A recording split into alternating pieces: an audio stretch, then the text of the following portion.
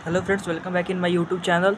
तो हम आज से करने जा रहे हैं क्लास 10 का केमिस्ट्री। पूरा मैं चारों चैप्टर को पढ़ाऊँगा 2027 एग्जामिनेशन के लिए। तो मैं आज पहला चैप्टर करने जा रहा हूँ जो कि है केमिकल रिएक्शन एंड इक्वेशन। इसमें मैं आपको समझाऊँगा अच्छे से जो मतलब इम्पोर्टेंट डेफिनेशन है जो कि मतलब एग्ज़ाम में आ सकते हैं। तो बिलीव कीजिएगा। और चलिए स्टार्ट करते हैं इसी के साथ। इसमें कुछ मतलब आते हैं जैसे कि रिएक्टेंट हो गया। क्या रिएक्टेंट क्या हो गया? The substance that undergoes chemical change in the reaction. जो सब्सटेंस जो कि केमिकल रिएक्शन कराते हैं और उससे एक नया प्रोडक्ट बनता है, ठीक ना। जैसे यहाँ पे देखिए है 3Fe+4H2O, ये आपका रिएक्टेंट हो गया। और प्रोडक्ट क्या होता है? New substances that form as a result of chemical reaction. मतलब रिएक्टेंट जो होते हैं उससे मतलब जो रिएक्शन होगा Fe+H2O से मतलब जो रिएक्शन होगा, और जो मतलब यहाँ पे फॉर्मेशन हो रहा है Fe3O4 प्लस 4H2O का फॉर्मेशन हो रहा है। तो ये जो मतलब ये जो इस इधर साइड वाला है ना, इसको मतलब प्रोडक्ट कहेंगे, ठीक है। ये LHS मतलब इधर LHS जो होता है रिएक्टेंट होता है और प्रोडक्ट जो होता है RHS होता है, ये समझ लीजिए। ये मतलब आ सकता है कॉमनली 1-2 नंबर में मतलब पूछा जा सकता है, ठीक है। तो आगे देखते हैं। और अब केमिकल रिएक्शन क्या होता है? It is a process in which one or the more substances the reactant are converted to the one or more different substances of product। कहने का मतलब है कि केमिकल रिएक्शन क्या होता है? केमिकल रिएक्शन जो होता है कि जो सब्सटेंस जो मतलब रिएक्टेंट के साइड हो, जैसे कि मतलब 3Fe+4H2O है, मतलब वो अब आपस में रिएक्शन करेंगे और कुछ और मतलब बनाएंगे और प्रोडक्ट का फॉर्मेशन करेंगे। जैसे यहाँ पर मतलब Fe+H2O मतलब है रिएक्टेंट, तो आपस में मतलब यहाँ इसका केमिकल रिएक्शन हुआ है और उसके मतलब केमिकल रिएक्शन होने के बाद क्या बना? Fe3O4+4H2O बना, ठीक है। ये बन गया, तो ये आपका प्रोडक्ट बन गया। इसको हम लोग केमिकल रिएक्शन कहते हैं, ठीक है। और भाई इसमें साथ एग्ज़ाम में केमिकल इक्वेशन का भी मतलब से मतलब आ जाता है क्वेश्चन। तो ये बहुत ज़्यादा कॉमन है, मतलब पूछा भी जाता नहीं पूछा जाता, अक्सर आपको मतलब हाफ ईयरली सब एग्ज़ाम जो पीरियडिक होता है ना उसमें मतलब मिलता है।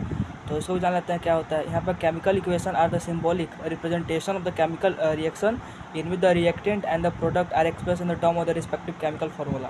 कहने का मतलब है कि जो केमिकल फार्मूला होता है तो मतलब वो अपना सिम्बॉलिक रिप्रेजेंटेशन में मतलब लिखा जाता है। जैसे कि आयरन है, आयरन तो Fe करके लिखा जाता है, ठीक है। और इसे जैसे कि मतलब वाटर हो गया तो वाटर H2O करके लिखा जाता है, ठीक है। ऐसे ही मतलब रिएक्टेंट साइड भी मतलब उसका ये फार्मूला लिखा जाता है, प्रोडक्ट साइड भी। और एग्ज़ाम एक और सवाल आता है कि मतलब इसे balance chemical equation, why should the chemical equation be balanced. कहा जाता है कि मतलब केमिकल इक्वेशन को बैलेंस करना क्यों ज़रूरी है? ताकि मतलब बैलेंस करना इसलिए ज़रूरी है ताकि मतलब law of conservation of mass को क्या कर सके, मतलब वेरीफाई कर सके ना, इसीलिए मतलब उसको करना ज़रूरी है। I am right? हाँ। तो मैं इस चैप्टर का ख़त्म होने के बाद मैं आपको सवाल भी करवाऊँगा, और मतलब वो सवाल एग्ज़ाम का पॉइंट ऑफ व्यू से बहुत ज़्यादा ये इम्पोर्टेंट है, ठीक है। अब मैं मतलब आपको ये बिलीव करवाता हूँ कि मैं जितना पढ़ाऊँगा उतना ही मतलब आपका एग्ज़ाम में आएगा। तो आगे बढ़ते हैं। आगे हम देखेंगे कैरेक्टरिस्टिक्स ऑफ केमिकल रिएक्शंस क्या हैं, ठीक है। यस। तो जैसे कि मैंने बोला कि केमिकल रिएक्शन का कैरेक्टरिस्टिक क्या है, मतलब how you identify chemical reaction का कहने का मतलब है कि हम लोग केमिकल रिएक्शन को कैसे मतलब हो रहा है कैसे पहचानेंगे। तो उसका मतलब 4 स्टेप है। तो उसमें हम लोग कैसे पहचान सकते हैं? जब हम लोग देखेंगे केमिकल रिएक्शन में अगर उसका स्टेट चेंज हो रहा है, स्टेट मतलब सॉल्ट, लिक्विड, गैस, ठीक है। और दूसरा कलर चेंज हो रहा है, उसे ही पता किया जा सकता है। और इवोल्यूशन ऑफ गैस, और गैस मतलब उड़ रहा है, इवोल्यूट कर रहा है, उससे हम पता कर सकते हैं। चौथा है टेम्परेचर, अगर टेम्परेचर में भी कुछ चेंजेस आते हैं तो उससे भी हम लोग पाएंगे कि मतलब कुछ ना कुछ केमिकल रिएक्शन में कुछ मतलब हो रहा है। इससे हम आइडेंटिफाई करेंगे कि हाँ केमिकल रिएक्शन हो रहा है। और भाई एक बात ये बता दूँ, इस वीडियो को अपलोड होने के बाद इसका नोट्स मैं आपको जो कम्युनिटी पोस्ट होता है ना चैनल का, उसमें मैं अपलोड कर दूंगा। 1-2 घंटे के बाद वीडियो के बाद आपको हम मिल जाएगा, तो आप चेकआउट कर सकते हैं, ठीक है। और मैं NCERT पढ़ाऊँगा और NCERT से बाहर नहीं जाऊँगा। तो आगे बढ़ते हैं। और जो एक्टिविटी होता है ना, एक्टिविटी का हम एक सेपरेट वीडियो बनाएंगे, उसमें सारा एक ही मतलब वीडियो 1-2 वीडियो में मतलब हम पूरा सारा इसका एक्टिविटी भी कर लेंगे, ठीक है। वो मतलब हम लोग लास्ट वीडियो में करेंगे इस चैप्टर को ख़त्म करने के बाद, ठीक है। तो भाई वो हम सीखेंगे कि हम how to balancing chemical equation, chemical equation को कैसे बैलेंस कर सकते हैं हम लोग वो देखेंगे। तो बैलेंसिंग करने के लिए पहले हम लोग 3 गो डब्बा बना लेंगे, मतलब 3 गो रो बना लेंगे, जिसमें पहला होगा एलिमेंट जो कि मतलब यहाँ पर लिखा हुआ है Fe, हाइड्रोजन है, यहाँ आयरन है, यहाँ ऑक्सीजन है, इसका मतलब बना लेंगे। और यहाँ पे number of atom in LHS, मतलब LHS में कितना नंबर ऑफ एटम है उसको लिखेंगे। और इधर number of RH atom in RHS, मतलब इधर कितना है प्रोडक्ट साइड कितना है, एटम उसको लिखेंगे। तो पहले हम लोग एटम का नाम लिख लेते हैं, जो कि एटम का पहला नाम क्या है। यहाँ पर देखो आयरन है Fe, और यहाँ पे हाइड्रोजन, अब यहाँ ऑक्सीजन। एक मिनट, हाँ ठीक है, यहाँ पर ऑक्सीजन है, ठीक है भाई।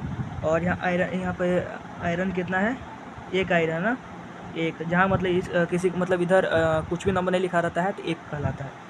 और यहाँ पर हाइड्रोजन कितना है, तो हाइड्रोजन 2 है, और ऑक्सीजन कितना है, ऑक्सीजन भी 1 है भाई, क्लियरली देख सकते हो। और इधर इधर आयरन कितना है, आयरन इधर 3 है, और ऑक्सीजन कितना है, ऑक्सीजन हमारा 4 है, ठीक है। इधर कितना है हाइड्रोजन, यहाँ भी हाइड्रोजन 2 है। यहाँ पर देखा जाए तो हाइड्रोजन हाइड्रोजन बैलेंस है, इसको छोड़ने का कोई ज़रूरत नहीं है। यहाँ एक यहाँ पर तुम्हारा 4 क्या है भाई, ऑक्सीजन है, यहाँ पर 1 ऑक्सीजन है। तो अब हम इसको 4 से मल्टीप्लाई करेंगे तो ये 4 बराबर हो जाएगा, ठीक है। यहाँ पर मतलब तुम्हारा 4 ऑक्सीजन है, ठीक है। यहाँ पर तुम्हारा कितना है, यहाँ भी तुम्हारा यहाँ पर तुम्हारा 1 ही ऑक्सीजन है ना। तो क्योंकि मैं 4 से मतलब मल्टीप्लाई किया तो यहाँ पर हम क्या लगा देंगे, अब 4 लिख देंगे, ठीक है, यस 4। तो यहाँ भी 4, यहाँ पर 4 हाइड्रोजन आ गया, यहाँ पर 2 हो गया। तो यहाँ पर फिर यहाँ पर 2 हाइड्रोजन लिखे थे, तो यहाँ 4 आने की वजह से फिर हमको 4 से मल्टीप्लाई करना पड़ेगा। तो 4 8 हो गया, 8 यहाँ पे भाई हो गया। तो तुम्हारा अब इधर हाइड्रोजन कहाँ पे, देखो यहाँ हाइड्रोजन है। तो हम लोग इसको 8 करने के लिए कितना से मल्टीप्लाई करेंगे, ऑफकोर्स 4 से मल्टीप्लाई तो करना ही पड़ेगा, तभी ना 8 बनेगा। तो हम लोग यहाँ 8 कर दिए, यहाँ पे भी मतलब लोग 4 यहाँ क्या लिख देंगे, यहाँ भी 4 लिख देंगे, ठीक है। ये बहुत ही आसान मेथड है, हमको बस मल्टीप्लाई करके उसको बैलेंस करना पड़ता है। तो यहाँ पर देखो, यहाँ इधर ये जो आयरन है 3 है, इधर कितना है, A1 है। सिंपली 3 से हम मल्टीप्लाई कर देंगे और यहाँ 3 लिख देंगे तो बैलेंस हो जाएगा। बहुत आसान बैलेंसिंग होता है। यहाँ देखो 3 आयरन, यहाँ 3 आयरन है, और यहाँ तुम्हारा मतलब 8 4 to the 8 हाइड्रोजन है, यहाँ भी तुम्हारा 4 to the 8 हाइड्रोजन है। एंड ऑक्सीजन देखिए रख सकते हो, यहाँ से मतलब मल्टीप्लाई करेंगे ऑक्सीजन से 4 हो जाएगा, यहाँ भी 4 तुम्हारा ऑक्सीजन है। बहुत आसान होता है, ठीक है ना। एक और करेंगे तो भाई देखो, इधर दूसरा भी मैं ले आया ना, यहाँ पे रिएक्ट कर रहा है Na+O2, दैट इज सोडियम है ये, और ये ऑक्सीजन है। यहाँ क्या बना रहा है, सोडियम ऑक्साइड बना रहा है। तो मैं यहाँ एलिमेंट मतलब जो भी बनाना था, रो बनाना था एलिमेंट का, LHS RHS जो एटम है वो लिख लेना था, और फिर आगे बढ़ना था। तो मैं इधर पूरा लिख लिया हूँ, क्योंकि यहाँ पे 2 एलिमेंट है तो दोनों एलिमेंट का नाम लिख लिया है, ठीक है। यहाँ पे 1 सोडियम है तो यहाँ 1 लिख देंगे, ठीक है। यहाँ ऑक्सीजन कितना है, 2 ऑक्सीजन, यहाँ पे 2 ऑक्सीजन लिख देंगे, क्योंकि LHS साइड है, ध्यान रखना, बहुत आसान है भाई। कोई मतलब रिएक्शन याद करने बस याद करने की जरूरत है, उसका मतलब कितना एटम नंबर वो याद करने की जरूरत नहीं है। एग्जाम में मतलब आप लोग सिर्फ रिएक्शन याद करके जाइएगा और खुद से मतलब बैलेंस कर लीजिएगा, बहुत आसान होता है ये ना। इसलिए आप यहाँ पे सीख लीजिए, आगे बहुत ज़्यादा रिएक्शन मिलने वाले हैं, ठीक ना। यहाँ पे कितना सोडियम कितना है, यहाँ पे 2 है, यहाँ पे 2 लिख लेते हैं। और यहाँ पे ऑक्सीजन कितना है, सिर्फ 1 ऑक्सीजन है, और 1 ऑक्सीजन कर लेते हैं, ठीक है। तो यहाँ पे अब आगे बढ़ने से पहले क्या करेंगे, यहाँ पे 2 है, यहाँ पे 1 है ऑक्सीजन, यहाँ 2 से अगर हम मल्टीप्लाई कर देते हैं तो यहाँ पे भी 2 से यहाँ पर 2 लिख देंगे, क्योंकि यहाँ 2 तो यहाँ भी 2 = 2 हो गया ना, 2 तो बैलेंस हो गया। लेकिन यहाँ बढ़ने से तो यहाँ पे 4 सोडियम हो गया ना, 2 × 4 हो गया। तो हम लोग यहाँ क्या करने जा रहे हैं, यहाँ हम 4 से मल्टीप्लाई कर देंगे तो 8 हो जाएगा, ठीक है। नहीं थोड़ा गलती हो गया, यहाँ 2 है ना यार, यहाँ 2 था, यहाँ पर 2 आ गया, तो यहाँ पर 2 यहाँ पर लिख देंगे हम लोग भाई, ठीक है। तो हमारा 4 हो जाएगा, थोड़ा फ्लो में गलती हो गया, दिक्कत नहीं है। तो यहाँ पे 4 हो गया, और यहाँ पे कितना है हमारा, सिर्फ 1 है। तो हम 4 लाने के लिए यहाँ पे 4 से मल्टीप्लाई कर देंगे तो हमारा 4 आ जाएगा। तो ये हमारा देख सकते हैं कि बैलेंस हो गया है। यहाँ भी आप क्या लिख देंगे, 4 लिख देंगे, ठीक है। ऊपर लिखा गया थोड़ा कैमरा की वजह से, ठीक है, कोई दिक्कत नहीं। यहाँ पर 4 आ गया, 4 Na है, ठीक है, मतलब 4 सोडियम। यहाँ पर देखिए 2 × 4, 4 यहाँ सोडियम है, यहाँ 2 है, और यहाँ पे 2 ऑक्सीजन है, ठीक है। ये बैलेंसिंग हो गया। एक और करेंगे, और एक आप मतलब 2 आपको हम होमवर्क देंगे और उसको बना लीजिएगा, और अगले वीडियो में हम लोग देखेंगे तो उसको, ठीक है। लेकिन इससे पहले एक और मतलब हम लोग बैलेंस कर लेते हैं। तो हमारे पास 3rd नंबर आ गया है बेरियम क्लोराइड, सल्फ्यूरिक एसिड, और डेट रखा हुआ है बेरियम सल्फेट, और हाइड्रोक्लोरिक एसिड हुआ है।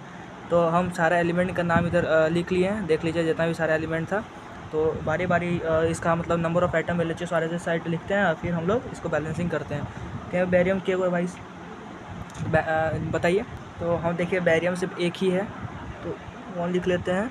क्लोराइड कितना है, क्लोराइड है आपका 2, और यहाँ पे हाइड्रोजन है ना, हाइड्रोजन देखिए कितना है, हाइड्रोजन आपका है 2, और थोड़ा 1 मिनट ऊपर कर लेते हैं। और ये जो सल्फ़र है देखिए कितना है, ये आपका है 1 है, और जो ऑक्सीजन कितना है, ऑक्सीजन 4 है, तो ऑक्सीजन को हम 4 लिख देते हैं यहाँ पर, ठीक है, 4 लिख दिए। और हम लोग देखते हैं ये RHS साइड देखते हैं, तो यहाँ पे भी 1 है।